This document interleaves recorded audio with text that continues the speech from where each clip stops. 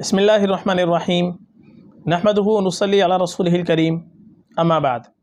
मुहतरम नाज़रीन किराम, एक साहब हैं रिहान साबिर, इनका सवाल है मुफ्ती साहब अलिश्मा नेम का मतलब क्या है।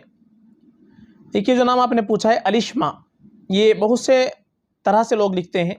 एक तो इसको आइन से लिखते हैं अलिश्मा, कुछ लोग इसको लिखते हैं अलिफ के साथ में अलिश्मा और आखिर में अलिफ लगाते हैं, और कुछ लोग लिखते हैं अलीश्मा। तीनों तरह जो नाम लिखा जाता है, ये तीनों तरह से हमने तलाश किया। ये जो नाम है ये बिल्कुल मुहम्मल नाम है, ये बेमाना नाम है। किताबों के अंदर कहीं से कहीं तक ये नाम हमको नहीं मिल पाया है। जितनी भी लुगात है, उर्दू, अरबी, फ़ारसी डिक्शनरी, ये हमने काफ़ी तलाश की। तलाश पसीआर के बावजूद इनमें ये लफ्ज़ कहीं से कहीं तक नहीं है।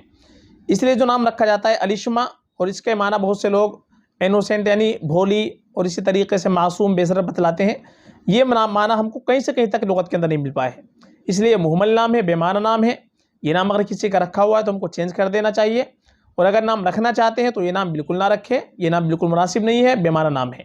हमको नए नाम की वजह से कोई गलत नाम नहीं रखना चाहिए। बहुत अच्छे अच्छे नाम हैं, सहाबियात के नाम हैं, नेक खातीन के नाम गुजरे हैं, और मेरी प्लेलिस्ट के अंदर आप जाकर देखिए, वहाँ बहुत अच्छे अच्छे आपको नाम मिल जाएंगे। तो ऐसे उल्टे सीधे नाम हमको नए नाम की वजह से नहीं रखना चाहिए। हमेशा अच्छा नाम रखना चाहिए, अच्छे माना वाला नाम रखना चाहिए, ताकि हमारी बच्ची की ज़ात के ऊपर उसका अच्छा असर पड़े। फ़कत वल्लाहु आलम।